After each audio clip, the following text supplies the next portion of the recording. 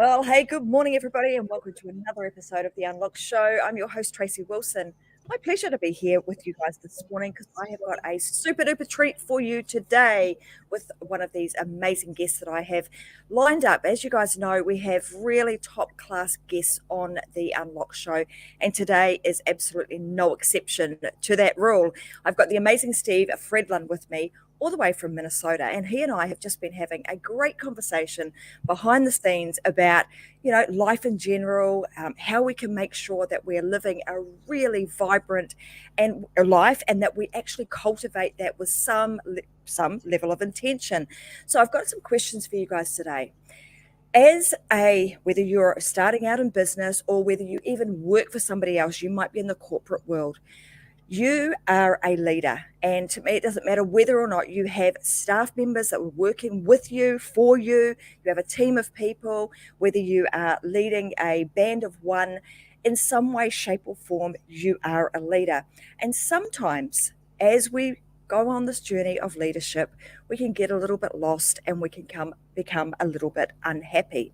And we then start to think about, how the heck do I bring back happiness? Where do I find the happiness in my leadership? How do I cultivate a team that is actually happy and vibrant? Well, today's guest is going to share with you all of his findings. After 30 years in corporate and also in business, he has done some amazing things. He's traveled the world speaking on many stages.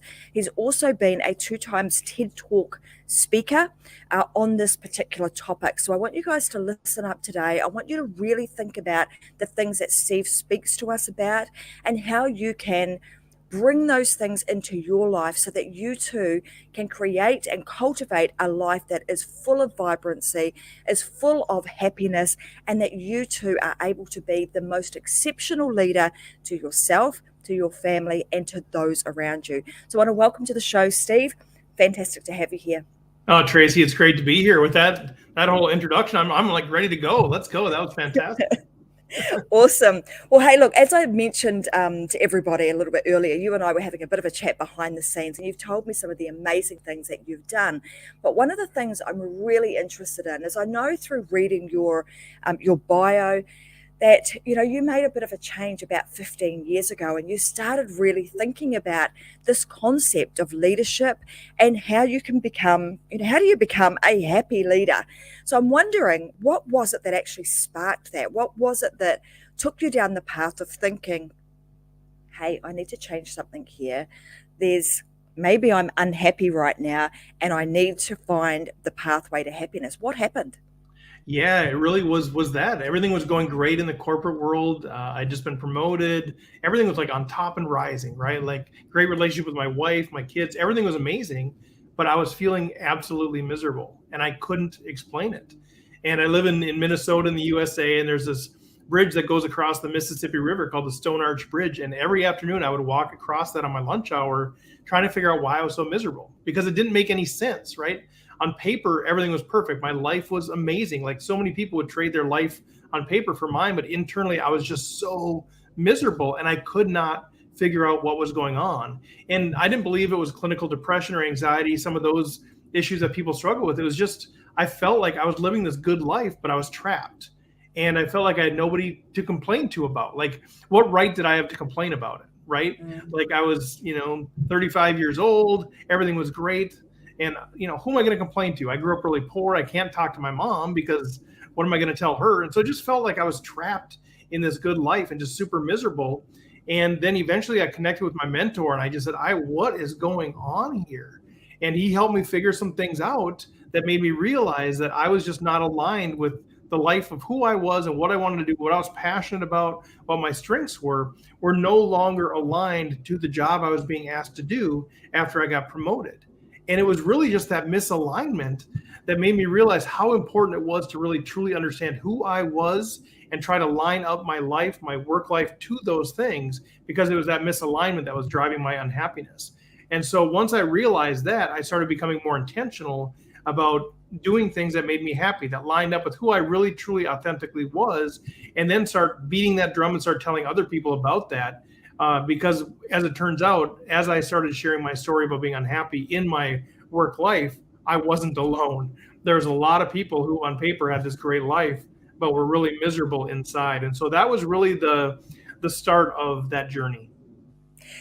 I mean, it's fascinating, isn't it? And I think about even just yesterday, I had to go out and run a couple of errands, and one of which was to get a new photograph for my passport because I'm about to do some travel in the latter part of this year.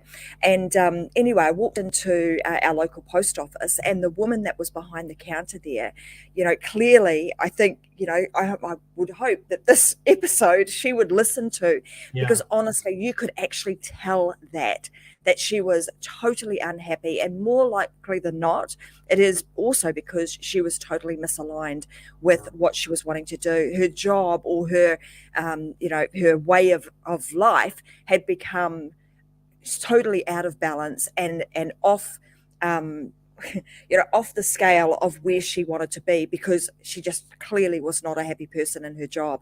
So when that happened, Steve, and you started talking with your mentor, what were some of the things that where did you have to go? Like, how far down did you have to dig to really realize that, oh my gosh, this is the case? Because I think this would be a fairly commonplace issue where a lot of people on the outside are like, what have I got to complain about? If I complain to somebody, they're just going to look at me like, what's wrong with, Right. What are you complaining about? What's wrong with you? You've got everything together. So like you say, on the outside, everything looks just swimming, but on the inside, it's like, I am absolutely drowning here and I don't know where to go. So what were some of the things that he got you to do to really understand that this is the case? It's not because I'm clinically depressed. It's not because, I'm being selfish in this moment. It's not any of those things. It's a pure misalignment. Yeah, and what you said is just, before I touch on that, what you said is so true. It was that layer of guilt on top of this. What right do I have to be unhappy? There's that piece that just made it so difficult. American, middle-aged, male, educated, with every opportunity in the world, and I'm still miserable. So that added a layer of unhappiness because I couldn't understand it, and I felt guilty that I was unhappy. But the interesting thing is, in this particular case, and I've had some other issues we've had to dig really deep in, but with this case, it was literally like 15 minutes. Literally, like I would go across every day wondering why I'm so unhappy. I finally called him. I said, we need to get together. He luckily canceled his meetings. We had dinner. And within 15 minutes, he had this thing basically figured out, because it wasn't that complicated from an outsider's perspective. What he did, and he was actually a professor of mine when I went through my MBA program, my Master's of Business Administration. Mm-hmm. And so I reached out to him, and he said to me right away, he said, okay, well, you just had this big promotion. Now, do you remember when we did the Strengths Finders assessment? It's like a personality test, only it's really based on your strengths. And I said, I do remember that when we went through the program. He said, what were your top 5 strengths? I said, learner, relator, achiever, strategic, and self-assurance. And I think he was very proud of me for remembering those. But I'm like, I remember those. He said, okay, now before you got the promotion, give me a 0 to 5 rating on how much you were utilizing each of those strengths on your job. And they were all like 4s and 5s. He said, now, since you've been promoted, and the promotion moved me out of an individual contributor into more of a management role. He said, now, since you've been promoted, how much are you utilizing those strengths? And they're like 0s and 1s. He said, this is not that difficult. What's happening is that you are no longer lined up with your strengths. You are actually grieving the loss of utilizing your strengths. You're now being asked to do things that you aren't wired to do and that you're not passionate about and that aren't your strengths. And it was very clear. I'm like, how could I not see this? How could I not see this? Because I got hung up on a promotion is what you are supposed to do, right? That's what you should do. That's the default, right? You go into the corporate world, and what you should do is you should work really hard, and then you should get paid more money, and then you should get promoted, and then you should work really hard, and then you should get promoted. Like this is what you should do. And the problem is I got hung up on the should, right? I let people should on me, if you will. I said S-H-U-L-D. But, and so I followed the right way to do it, the way that I should do it, and it made me miserable. And the reason is because that promotion made me misaligned from my real strength. So in this case, he saw it right away, and I was like, how could I not see this? Yeah, it's fascinating, isn't it? And like you say, I think often we'll go through life and we'll do things in a way that we think we should do, the Yeah. way that society thinks we should be doing things, and therefore we tend to follow that pathway, and we neglect, or we don't take the moments to say, well, actually, Yeah. is that pathway going to take me off track to my true self, my true calling, the innate strengths that I actually Hmm. have? And if I could only recognize those at every move I make, oh my gosh, what a completely different life you would create. So let's fast forward on that just a little, because you know at this point we've got this amazing promotion. You should be happy, Steve. Like, you've Yeah. got a promotion, right? What's What's wrong with wrong you, with you? Right. man? Yeah. What's wrong with you? You should have that. So how did you now navigate your way out of that? Because you touched on that piece of guilt, Yeah. because once we've sort of grabbed onto that element of guilt, and we've layered that all over us, and we've said, oh my god, I feel so guilty, now you'll be thinking, okay, how do I get out of this? Because now I've only been in this job for a short period of Yeah. time. I'm gonna I'm gonna let people down. What are people going to think of me? I feel guilty. How did you navigate your way through that? Yeah. I did something incredibly countercultural. I went Mm-hmm. to my boss and I said, "This job is not for me," and I apologize that I thought it was. I thought I'd be excited about this. I'm grateful for the promotion, all of those things, but this is not who I am. I'm going to be much more valuable to the company as an individual contributor, as somebody who solves complex problems but doesn't have the responsibility for managing people. I think you're going to see more value, and that's frankly the reason why I got promoted, is because I was able to solve these really complex problems. So you have success, and they promote you, and it was very humbling to do that. They were at first sort of very, very, very surprised, right? Because who turns down a promotion? They'd already made all the announcements, like it's all of this stuff, But I said, I'm not going to last here. I can keep trying to fight through this thing, but honestly, in another month or two, I'm going to be looking for another job, because that's it. And, they didn't want to lose me as an employee. And so it worked out that just through communication, and honestly, just being frank with them and saying, this is not who I am. I appreciate it. It doesn't mean I'm lesser than, and they were graceful about that. But just, Mm-hmm. yeah, just said, I want to back out of this promotion. And Yeah. yeah, it was a very countercultural thing to do, because who does that, right? Like, it was significantly more money. It was the next level of bonus pay and all of these accolades that come, and the recognition that comes from being at this certain level, and you have an office, a bigger office, and all this stuff that I thought I cared about. But when I was miserable, I realized that stuff I don't. Yeah, if all things equal, I would like more pay and more benefits and more Mm-hmm. bonus and a bigger office. That'd be great. But all things weren't equal. I was miserable, and so my choice was either suck it up and try to fight through it and try to morph into being somebody I wasn't, or just say, "Yep, it didn't work." And so And the way I it's navigated out of it was just letting them know, and then we reverted back to the position I'd had prior. and I think there's some real courage that you would have had to have found to be able to have that kind of conversation, and I applaud you for actually doing that.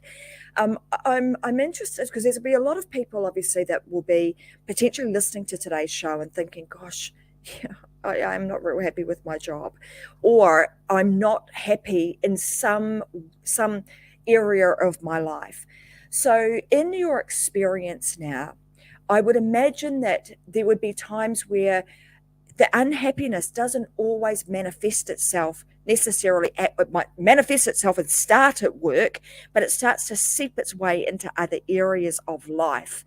And we may not always attribute that unhappiness to maybe our job, maybe the leadership role that I'm in, or how to get out of that, because we've now seen it pop up maybe in your personal life.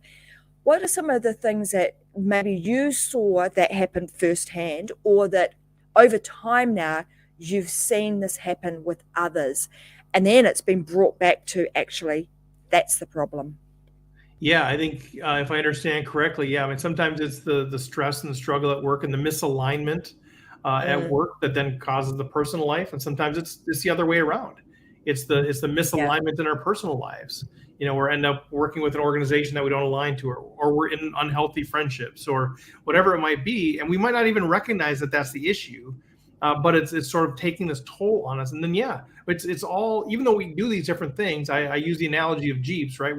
We're in different Jeeps in different parts of our safari in our life. We have our work Jeep and our personal Jeep and maybe our volunteer Jeep and our hobbies Jeep, but they intersect, right? They all impact each other. And so, yeah, I see this creeping in. And I think the biggest issue that I found with people that don't really understand what they're going through and why they're unhappy and why they're miserable, and like the person at the post office, maybe they know they're miserable, maybe they don't. Maybe they can't figure out why. Maybe they think it's the job, but it's not really the job. Maybe the job is perfect for them. It's something else that's going on. And I think the biggest issue is that a lot of people, most of us, don't have clarity on what we really want out of life and what really alignment even is. When we say, okay, well, what do you want? What are your strengths? What are your passions? We don't really know. And so I think what happens is we don't know. And so we just have to get lucky. Right? We just have to kind of get lucky that things are aligned. And when they're not, we're miserable. And we don't really understand what's driving that. We don't really understand that it's misalignment because we don't even know what we really want. We're just kind of miserable and we don't get it. And we don't do the hard work of figuring that out. So I think for me, the biggest takeaway is clarity, clarity, clarity. I think, until we really know who we are, who we authentically are, what we really want out of life, what we really want out of our job or our friendships or whatever that might be, we're just sort of hit or miss. We don't have a target to actually be intentional about. And so I think that's the missing piece for a lot of people that I've talked to that are miserable. They come to me and they say they're miserable. And I say, well, tell me a little bit about what you want out of life. They don't know. And that's not a judgment. It's just the reality that most of us don't really know what we want out of life. Or they say something, I just want to be happy. Well, tell me what is happiness to you? Especially, in the small business world, I work with a lot of small businesses. I say, well, what do you want out of your small business? Well, I want to make more money and spend less time doing it. Well, then I ask the next set of questions and they can't answer it. What does that even look like? I don't know. What is your ideal schedule? What do you want? I don't know. Well, then you're just sort of, you don't have a target to try to make decisions based on. And so you're just kind of trying to get lucky and hopefully alignment finds its way to you. It's fascinating, isn't it? Excuse me, that we have these, these beautiful lives. And we were talking about this a little bit earlier, that, it's not until we get a little bit older, I'd say in our 40s, that we start thinking, oh my gosh, where we thought, looking back, life was such a long, beautiful life you're going to live to your 80 odd. You get to 40 and you start thinking, gosh, time is ticking. And really, when you look at things, time goes really, really fast. So and if we think about the number of people, like you're saying, the vast majority don't have clarity, what sort of questions can we start asking ourselves to find some level of clarity so that we can understand and start moving forward with intention, so that we can start creating a life of intentional being and vibrancy? How do we actually do that? What questions can we ask ourselves? Yeah, I think there's a lot of things that you can do. There's a lot of personal coaches. I've done some of this and kind of ask the right questions, but part of it is really understanding who you are. First of all, who are you? What do you want out of life? Where do you want to go? How do you want to get there? What are your values? What are those things that you really truly value? Where are you trying to go? What are your goals in life? What are your objectives? One of the questions might be, 40 years after you pass, how do you want people to remember you? And there's no right answer. The only right answer is whatever you choose there to be. If I say, well, man, I want to be remembered as somebody who left a legacy in this world, well, that might not be your thing. And so I think a mistake that people make is they go, oh, that sounds really good. They read something or heard a speaker and they're like, oh man, they want to leave a legacy. That's what I want. But then they start living that way, and that's not really what they want, and that's okay. And so I think what's really hard is to answer those questions truly and authentically and strip away all of the expectations that others might have of us, strip away all of the shoulds, strip away all of that stuff and say, no, truly you. What do you really want? How do you want to live? What kind of people do you want to be around? What do you want? How do you want to be remembered? And so I think those are the kind of questions that we need to ask. And they're really hard to answer unless you have a really gifted person asking you the next question. I think because we just answer once and we're like, oh, okay, that's fine. I want to leave a legacy. Well, what does that mean? Leave a legacy. What does that even mean? You want to leave a bunch of money to your kids? You want to be remembered as a kind person? You want to start a scholarship? like, what does that even mean? I don't know what that means. And so we have to kind of fight through some of those things. And even just, how do we want to live our days? What is a good day? And one of the questions I ask people, I even ask this during interviews, which kind of wigs people out, especially young people. Mhm. They tell me about a day where you actually went to bed at night, you put your head on the pillow, and you thought, that was a great day. If I could only repeat that day, my life would be wonderful. What is that? What happened to that day? Was it a beautiful bike ride? Was it you got a chance to paint scene? Was it a walk in the woods? Was it just hanging out with friends? Was it one-on-one friendship? Was it getting a ton done? Was it being really productive at work? Like, what was it that day that just stirred you up, solving a complex problem? What was it? And I think those are the kind of problems or the kind of questions that can give us clues into who we really are and what we really want. And then the other tool, Absolutely. the other tool and resource is sort of even taking personality exams. I mentioned Strengths Finders, but there's a ton of different personality tests: the Enneagram, MBTI, Myers-Briggs, all of all of these different things. And I used to be really somebody that said those are a joke. Like, why would you want to do that? Because I only had to take one if I was up for promotion. I'm like, this is stupid. How can I answer 50 questions and somebody's going to figure out who I am? And then the Strengths Finders thing happened, that Stone Arch Bridge moment with my mentor, Paul, where he used Strengths Finders to show me how I was misaligned. And I became a big proponent of those. And so I encourage people not just take one of them, but take a few of them, because they're different purposes for those tests, and then look for themes. And so if you're struggling to figure out like who you are, your identity, how you're wired, what you enjoy, sometimes those can actually really be helpful. Look for the themes in there, and then show it to people that know you the best and say, do you agree with this? And so I think it's a combination of being asked questions, answering questions yourself, and then taking some resources like that and putting them to use.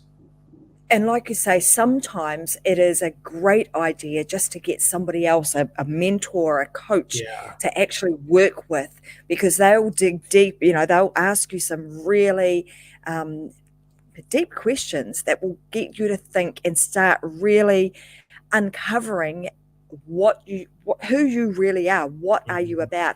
There's this great one, actually. And I'm pretty sure it's Tony Robbins, actually, that asks this very simple question: but why? Yeah.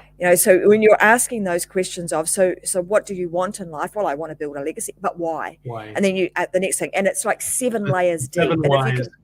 you continue to ask yourself that why at least 7 times, you might just get to the crux of what you're really about. But I love those. I'm in agreement with you. I can remember doing those back in my corporate days too, and thinking, oh, what this load of nonsense about. And then all of a sudden realizing that actually there's a lot of strength in doing these and doing multiple different ones for those purposes of they have a slightly different intention with them. Yeah, and one of the things I've done with sorry to cut you off there, but one of the things I've done with the seven whys is a great exercise too that people could do. For each part of your life, think, okay, what are the different major areas of your life? Okay, work, family, friends, hobbies, whatever they are. Write down, for each one of those independently. Write down, what do you really want out of those? What do you want out of a relationship? Whether you're in one or not. What do you want out of friendships? What do you want? So write each of those things down independently, and then do your like exactly what you said. Ask why, and then for each one, don't think ahead. Just for each one, why do I want, somebody to love me? Why do I want to be recognized? Why do I want to be productive? Whatever it is, write the why down for sure for each one of those, and then do them all, and then go back through it again. Okay, now answer each one of those why. And do that for all of them again until you can't answer them for any of them, and then sort of combine it all and look for the threads. And you're going to see some amazing continuity between there, that often the real core why that you want at work is the same core why that you want in your personal life. It's the same core why that you want out of a volunteer experience. That's where you get to the heart of who you really are, what makes you tick. And so that's a great way to kind of take that why exercise and expand it broadly, and take your time doing it. And boy, you're going to see some themes come out of there. Go like, that's it. That's it. I want to be respected, or, I just want to be unconditionally loved, or I just want to solve complex problems. Who knows, whatever it is. And that's going to hold the key then to how you become happier. Absolutely. And then you've got something that's going to, it's almost like your North Star, isn't it? Yeah. It's like that is the thing that is going to hold me steady in whatever I do. Moving forward, if you apply for that promotion, you can say, well, is that actually going to, enable me to do whatever that North Star is? And if the answer is yes, then it's most likely a great opportunity for you to pursue. And if the answer is no, then you might cut it off at the post and say, this is not somewhere I want to go right now because it's not in alignment with me, and it's not going to, my happiness is at risk if I go down that path. Yeah, and you're So I hitting on think it's a the great two big pieces. exercise. Sorry Mm. again. You're No, hitting on those you go. two big pieces, like the clarity thing. Like I still feel like that's like 95% of the work. I know, Einstein said if I had an hour to solve the problem, I'd spend 55 minutes on the problem and 5 minutes on the solution. And I think so. You do all that hard work and you get that North Star, like you're talking about. But then what you're talking about is that intentionality of actually using it, of actually making decisions based on it. Because it's one thing if we understand the North Star, but if we never use it in our decision making, it's lost. But if what you're saying is saying now that we have that, is which decision is going to move me closer to that? Do I stay in my current home? Do I move? Do I travel to New Zealand or do I not? Like, which one is bringing me closer to that North Star? So again, I apologize, I kind of jumped in there, but what you said was so good. Like, clarity without that intentionality is just sort of like, okay, now I'm just dreaming. It's that intentionality that Mm. actually makes it real and actually starts to realign us. It's like when you go to the chiropractor and they fix your back. Like when when you start making decisions based on your North Star, that's when your back starts getting realigned. Absolutely. And just back to you were talking about an analogy of having a Jeep, and that, now we're, whatever journey we are going on, what passengers, what people are we going to put in our Jeep that we're going to enjoy the journey with. And so that North Star becomes almost like the Jeep. That's the one thing that I know is going to go with me no matter where I go. And now I'm determining, okay, well, who am I going to actually load my car up with, that I'm going to enjoy the journey with. And I know that you do that in every area, in every area of your life, whether it's your personal, your professional, your hobbies, whatever it is, you're always able to come back to that. I know one of the things that you've spoken about in the past is this concept of default driven leadership. Can you tell us a little bit more about what do you mean by that? Yeah, I think it's a little bit like what we talked about before with the promotion, that so many of us lead by default. We just do things Mm. the way that we should do them, right? Well, that's what we're supposed to do, or we do them, based on what other people expect of us. That's what default driven leadership is. Rather than saying what are my core values, where am I really trying to go, what's it going to take to get there, and maybe even breaking new ground. A lot of us are stuck in just doing things the way they've always been done. And some of that's just because it's easier, right? We can be lazy and just say, well, that's easier. But I think some of that, what's really embedded in some of that when we lead by default, is that we feel like it's less risky. What I mean by that is that, okay, if I take over a position and it's something that you've been doing the whole time, and then something goes wrong, and I'm doing it the same way that Tracy always did it, I can say, well, that's the way we've always done it. That's the way Tracy did it. Versus if I make a change and now things go wrong, it's kind of on me. And so I think Mm. there's a little bit of a risk management piece that's embedded in doing things by default. But yeah, I mean, I think what happens is we don't progress. And a lot of times we are hired into leadership positions, or we start a company because we can take things to the next level. They don't want us to do things the way they've always been done, but we get caught up into doing that. Either we get busy or whatever it is. But I think there's so much pressure on us to do things the right way, the way that people expect of us. And I think that's what dampens growth. That's what dampens creativity and innovation. And sometimes it's frankly just because we're too busy, right? We haven't actually equipped our leaders to have the time necessary to be innovative, to be strategic, to be visionary. And so they get caught up just doing the day-to-day stuff. So for whatever the reason is, that's what I mean by default driven leadership. And I use the analogy, it's like, we lead like we're choosing toothpaste, right? Mm-hmm. Or like, because, who chooses their toothpaste? Most of us have never really done like a deep dive. Which toothpaste tastes the best and which one is the most effective? We usually have our toothpaste based on what we grew up with, or what our, if we, our roommate or our, whoever we're living with, whatever they use. most of us haven't done it. And so we just kind of we just use whatever toothpaste is out there. We don't really care. We grew up using Crest, so now we use Crest. And I think sometimes we lead that same way. We just lead the way it's always been done. And it's just lazy. And frankly, we end up misaligned a lot of times because the way that they did it before isn't really what we're about, but we're doing it that same way, and now we're misaligned, and pretty soon we become unhappy, pretty soon we become miserable, pretty soon we lose our job, or we take it out on our employees, or something just goes off, and things are just not happy and they're not productive. I mean, interesting analogy around the toothpaste, and that's dead right. You do tend to do things because they've always been done that way without really taking the time to think about what's actually best for me. So if we fast forward a little bit, because we've talked about, obviously that corporate career, and then you having the, realizing that at the time, gosh, there's a misalignment here, and going through that process and realizing, wow, I don't think I'm alone with this. I think there are millions of people around the world who are in a similar should be position, because they're doing things the way that they think should be done. Mm-hmm. When you started making this change, what sort of things started happening in your life?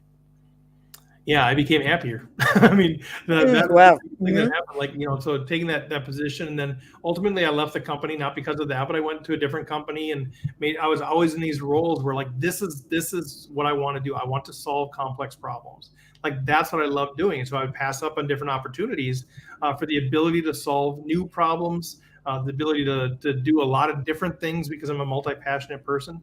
And so what it did is, once I came to that realization that this is who I am, and I didn't need to apologize for it, this is who I am. I'm not going to become an executive Fortune 500 leader. I'm just not. I don't want it. Even if I could, I don't want it. And so it sort of led me down a path of making more intentional decisions around my career. And that's what made me happier. And then eventually I did leave the corporate world altogether about 4 years ago. I just said, this is not who I want to be. And so I left that, gave up, a nice career to do something that I really felt like I wanted to do with people that I felt like were more aligned with who I was. For many years, I kind of felt like a poser a little bit. And I had a great corporate career for 25 years, but I never really felt like these were my people. I'm from a small town. I'm a very rural person. My wife and I are sixth or fifth generation in the same small town. Our kids are sixth generation. I just love small town people. And so I just started my own business to work with small businesses. That's what I called it, where I'm just working with solopreneurs, mom and pop shops, these people that are just kind of, they're the lifeblood of their communities. They're the people that live there, work there, eat there, play there, volunteer there, raise their kids there. These are my people. And so I gave up, what I was supposed to do for something that I really wanted to do, that I really felt connected with. And it's just made me happier. And so the biggest change that I would say I've seen in my life is that I'm happier. I'm making less money. I'm working more hours, but I've never been happier. So, that's not everybody's secret formula, but for me, that was what took priority. Yeah, I love that. And I love, that living in a small town. There is something. I grew up in a very small town. I don't live in one now. I live in a big city, but there is really something special about that small town. Having the community around you and being able to give back to that. I know you give back in a much, much bigger way too. I know that, over time, you have been taken to places like Rwanda to do voluntary type work. Tell us a little bit about that and how that all came about, and why you're so passionate about working community, obviously, as solving complex problems, but also doing that in such a way that it involves a community. Tell us a little bit about that. Yeah, it sort of touches on the two things I've loved doing my whole life, which is solving complex problems and building community. I love both of those things. And so Rwanda was right in the focal point of that, because, what's more complex than bringing a small area of rural Rwanda into self-sustainability? That's a very complex problem. So I started a nonprofit back in 2009 with the idea of a couple of things. One is, how do we unite the people of East Central Minnesota? How do we get them to work on the same page, to work to something towards something bigger than themselves? Because there's a lot of divisiveness, politically, spiritually, regionally, education. Everybody has different perspectives. So a lot of disunity. So one of the things I wanted to accomplish is, how can we give us something bigger to work on, where we can maybe let some of those other things fall down because we're all on the same page. We're all working for the children of this one area. So that was one thing. And then I was trying to, move this area of remote northern Rwanda into self-sustainability. And so that was the idea, that East Central Minnesota would unite, would respond, would finance the transformation of this area of northern Rwanda. And so there's a long story of how I kind of got involved in that, got passionate about that. But I fell in love with this idea, and then I went to Rwanda for the first time in 2009, and it changed my life, radically changed my life. And a lot of people will say that, and it did for me. And I fell in love with the people. I fell in love with the idea. I fell in love with the impact. I even fell in love with the idea of the questions that it brought up in me, questions of, how can we be on the same planet? Because I would go there, and I'd return from there where they have no electricity, no running water, AIDS is running rampant, all kinds of issues. And 2 days later, I'm sitting in a grocery store that's air conditioned in Minnesota, and there's a whole aisle dedicated to chocolate chips. How do I reconcile that in my brain, that this is the same planet? And so I even love that those questions were pulled out, into me. And so I fell in love with that. And then I've gone on a total of 4 trips. We've taken 4 different teams over there. We've raised over $3 million without ever having any paid staff, no overhead, no major donors. I'm really proud of that. And we've just seen the absolute transformation of that area. And they have now moved into self-sustainability, where there's no more funding going into that community at all. They're fully on their own. And it's something I'm really proud of, something I'm still very passionate about. And those experiences will be with me forever. Well, firstly, congratulations, and I take my hat off to you for really being instrumental, or the person who really took the reins and brought your community together to actually go and help another community. But isn't that fascinating? That I know one of the things too that you talk about is this power of the shared, power of shared passion, and utilizing that to get everybody together, bring them on that same page, and then almost had to export them into a completely different world and say, it's almost as if it's a different world, right? Let's go and do something over there, and when we come back, it brings this different level of appreciation, I would imagine, for where you are now. So when you did that, as far as, this concept of the power of shared passion, but then also overlaying this concept of leadership, because as you being the leader that's taking these people there, each and every one of them, individuals, would have had some level of self-leadership to have been able to get up, get going, get themselves over there, and actually do what they needed to do in such a unfamiliar territory. Like, how did you do that, and what was the power of that shared passion, but also how did each and every one of them manage themselves individually to make sure that the project, the mission, was completed? Yeah, that's a great question. I think, the first trip, there was only four of us that went. Each other trip was quite a bit bigger. But I think we maybe didn't even know what we were getting into. None of us on any of the trips had ever been to Africa before. I was 39 years old. I'd never even been outside of the U.S. until I went to Rwanda, East Africa. Like, that's, of course, the first place you go. And so I think we kind of knew what to expect. We talked to people, but we didn't really know what to expect. And so it was frankly quite overwhelming. And it was daunting, scary at times, of course. And then on the first trip, they said, you need to go on a safari at the end for a couple of days. And I was like, this isn't a vacation. We don't want to go on a vacation.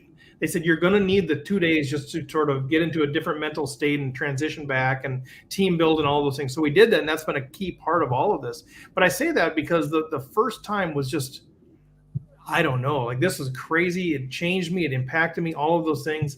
And so then on the next few trips, I could really help people prepare for that trip. I knew what they were going to experience. I knew what they're going to see, taste, smell, feel, all of these things. And so it was really helping people get into that state of really understanding what, kind of managing expectations of what they're going to get into. But you still can't really prepare for some of those things.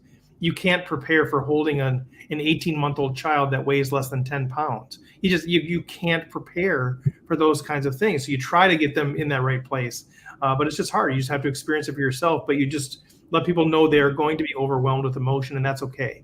And I just tried to get everybody to a place where they would lean into it. Don't hide from it. Experience it, fully experience it. Whether you're at the medical center experiencing that child, or some of the other really hard things that we saw, or you're being chased by elephants and you're all laughing and that kind of thing. Whatever it is, lean into it, soak it up, take it for every ounce of it. And so that was always my message to people: no matter what's going to happen, try to soak it up. But it's hard to really prepare for that. But just be prepared to be changed. So after experiencing that, because there's one thing to know what to expect, and then there's another entirely different thing to knowing and actually know, completely Yes. different, right? Yes. Going there and experiencing it. So after experiencing that and then coming back or going back to Minnesota, what sort of things, like from a leadership standpoint, have you seen people transform? Like, what has actually happened since then? Yeah, I mean, a lot of things. I mean, everything from my own personal gratitude. I still haven't turned on a water faucet in the last 13 years without being grateful that I have running water. Like, it's changed. I'm getting emotional, but it's changed me that profoundly. From a leadership perspective, I think what I've learned has been a few different things. One is that when you have a shared vision, when you have that idea of the collective we, that idea of something bigger than ourselves, that we can become part of and help people belong to that. The impact that it had in East Central Minnesota, from all the people that were involved, whether they were giving money, whether they're coming to events, whether they were sewing shirts and pants for kids that we would bring over, donating boots, sewing quilts, whatever it might be, all the people that were involved in that, it transformed them forever. I mean, we could only bring 10, 12 people on every trip, but there was hundreds or thousands of people that were involved. They walked through the exhibits that we would bring in, and they were forever transformed. And so what I learned about leadership is, you can bring something to people, and when you give them the power to see something bigger than themselves and to actually help them belong as part of a community, to really feel like they are part of something bigger than themselves. And that's a message I heard over and over and over again, because we didn't want major donors. That was always the thing. No major donors. I didn't accept major donations. I would go to these like small nonprofits, like a small church. I remember one board, it was like 3 people on the board, and I think the church had 25 people or something. And this wasn't a religious thing, but just I would bring up to them, and they said, we never thought we could be part of something like this. And so what I learned about leadership is when you can create this incredible vision, and then really help people feel and belong in a real tangible way, that forever changes their life. So there's that. And then what I learned about leadership over in Rwanda is just so many lessons about what's it like to lead, from their community members, from their nonprofit leaders, from the people on the ground. What's it like to lead in that sort of a situation? Right? Because we're the Americans, so we have resources. For some people, oh, how fun, you got to go to Africa, right? I mean, we have that benefit, and we get to go back home. We can visit a mud hut, we can visit the 10-pound baby, we can see the maternity ward with no running water, electricity, no floor drain, and the buckets that are just marked placenta and afterbirth. We can see those things and then just come back to our life. What's it like to be a leader in those areas where it's a 40% AIDS prevalence? What's it like to be in a place where people get killed by hippos, and then they're walking home from that funeral and somebody else gets killed by a hippo? Like, these are the people that we're talking with. What's it like to lead in that situation? And you see the heart of these people, and through translators, I was able to figure that out and kind of get some insights there. So, I mean, I could go on and on, sorry, but the leadership lessons are so vast.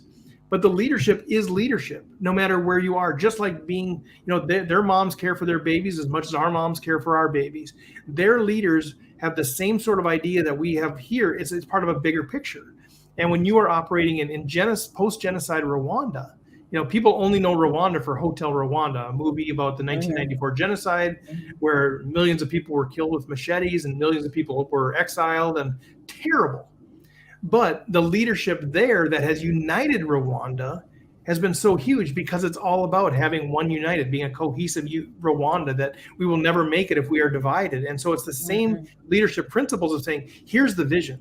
We have a vision for one Rwanda, and getting people to buy into that and be part of that, and realize that if they have a calf to give, if they're a Hutu family, to give it to a Tutsi family. Like, that's the kind of programs they have, that if they do that, they are being part of this restoration of Rwanda. And so it's the same leadership principles of powerful, compelling, clear vision, and helping people belong and be part of that, and really feel connected into that.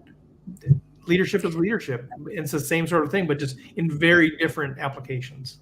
Sorry, I could talk for hours. So you'll have to. I mean, and I could too. I mean, I would just love to listen and hear about the lessons, and it's often those lessons that we learn, but how do we now translate those back into, because like you say, completely different world. They are total worlds apart. How can I possibly be in, my hometown, where I walk into a supermarket, it's air conditioned, I can go home, I can turn the tap on and running water happens, but yet I go to Rwanda and none of that. It's like, why do they not have this? How can this even be possible, that I can have this and they don't have any? But yet there's something very common about both situations, and that is, it doesn't matter where you are, that you need to have strong leadership to help guide and bring a community together and unite people together, because like you say, we are much stronger as a united force than we are divided and fighting and all sorts of other crazy things going on. You can really start to make some real difference and some change in whatever it is that you're doing. If you can step up, you can create a vision, you can impart that vision and allow those around you to come on board, allow them to have a sense of purpose and a shared passion for what you're doing and be involved. That's how you're going to get real change happen. It doesn't matter if you're in the corporate world, whether you're a one-man band trying to influence people in your local community, or you have a large team of people. Those principles apply no matter what the situation. Yeah, but I think that's so powerful. Sorry, go ahead, please. I'm sorry. No, I was just going to say, that's so powerful. Yeah. Like you're saying, people, they want to belong to something that has meaning and purpose to it. Yeah. Yeah, I mean, that's it. We all want to belong, right? I mean, the U.S. showed Cheers from years ago. We all want to be Norm. We walk into the bar and Norm. We all want everybody to belong. We all want name. to be valued. Yeah, everybody knows your name. You want to be valued. You want to be part of something bigger. That doesn't change on where you live. Now, what the difference, I think, is that in Rwanda, it's life or death. Like we all need to be on the same page. We all need to work together. We all need to go to market. We all need to trade our chickens for our cassava. We all need to do that. We don't have the luxury of having disunity in Rwanda. Like they need to. It's a matter of survival. In the US, it's not a matter of survival, right? We have the luxury where we can disagree with everybody, right? So, that's why I think we see more of the disagreement. If it was life or death, we'd probably be more unified, like we were in 9/11 or, whatever country has those events that sort of happen.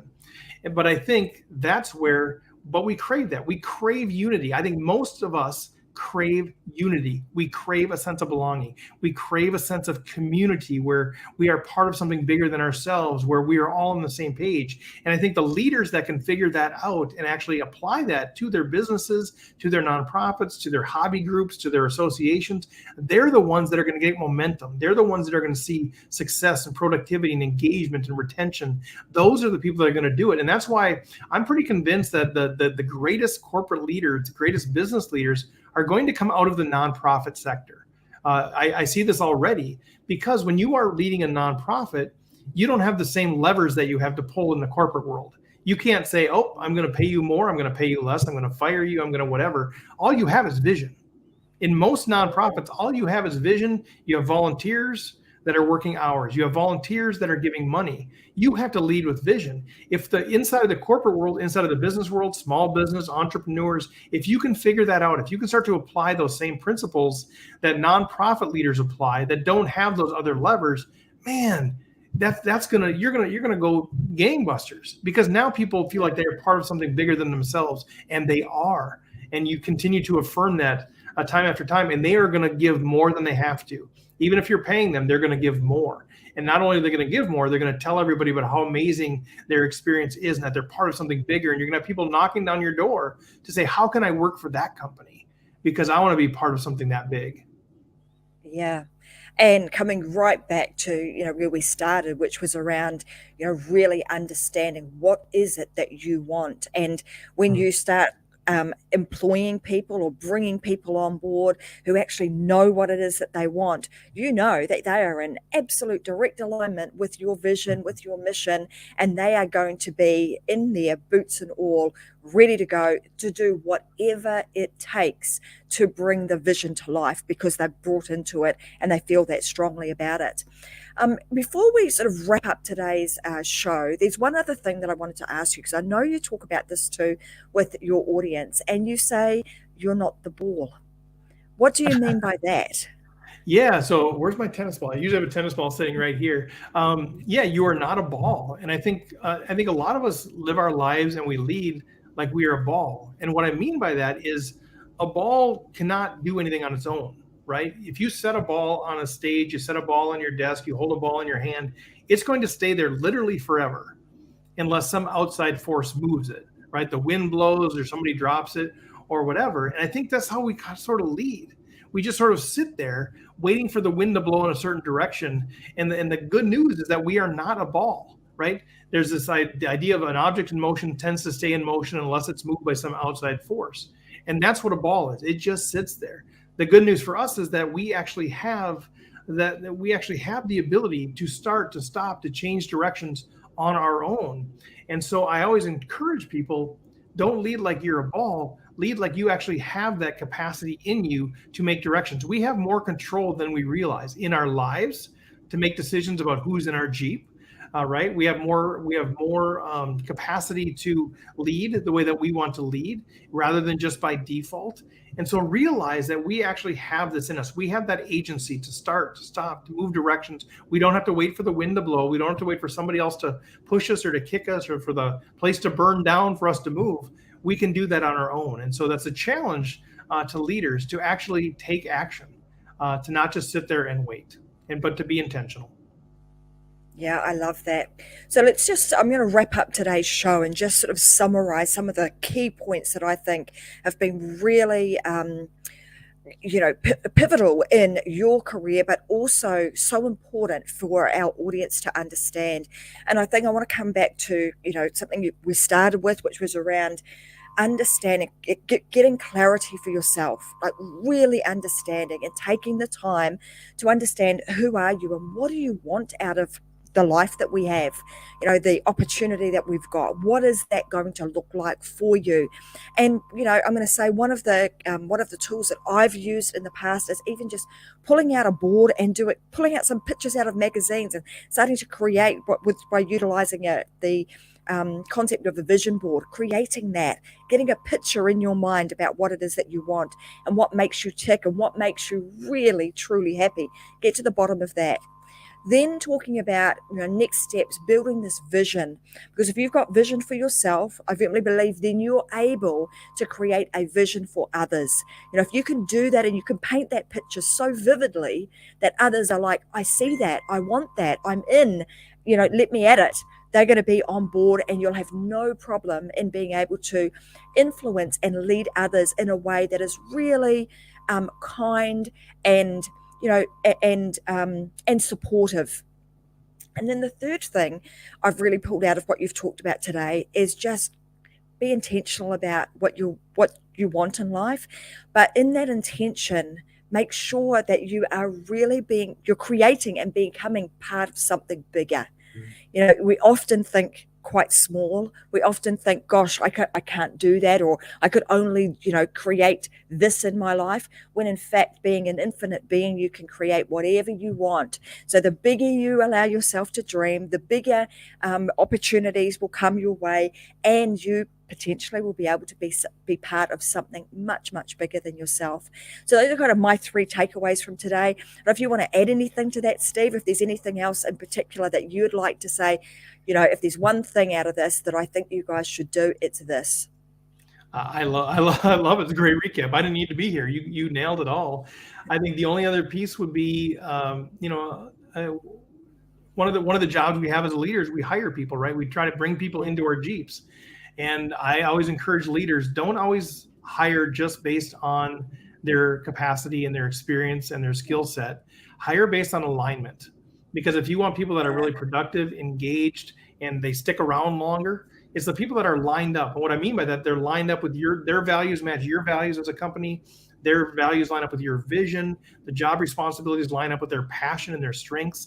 Those things are the most critical pieces that you can do when you're bringing a new peep into your Jeep. So everything you said was spot on. I would just throw that piece in there as well.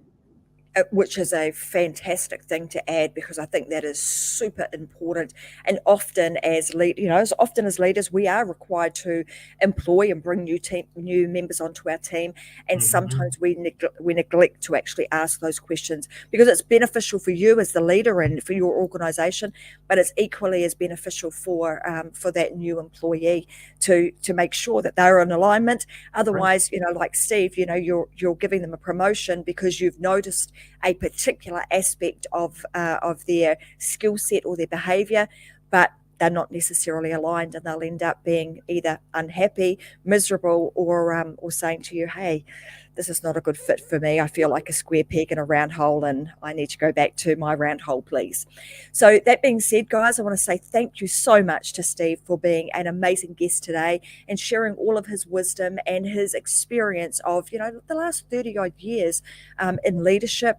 And I also want to just say thank you so much for really stepping out and doing something for humanity, and really bringing, your community together to actually help another. I think that's, I didn't want that to go unnoticed, because I think that's really, really important. So thank you for doing that. For everybody else who's watching today, thank you very much for joining. We really appreciate you tuning into the Unlock Show. As you know, we go live every Wednesday and Friday at 10 a.m. Brisbane time, talking about all things to do with business, family, and life.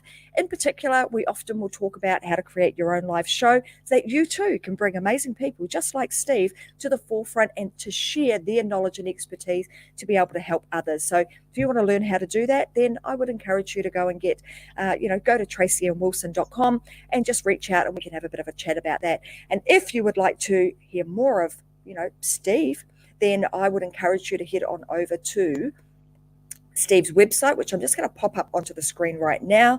And if you want some help in really understanding how to become a better leader, how to even kind of unwrap what your special and unique gifts are, then I would recommend that you have that chat with Steve. So stevefredlund.com, so stevefredlund.com. Head on over there and make a time to have a further chat with Steve, and just see where things go. I'm sure that he would love that.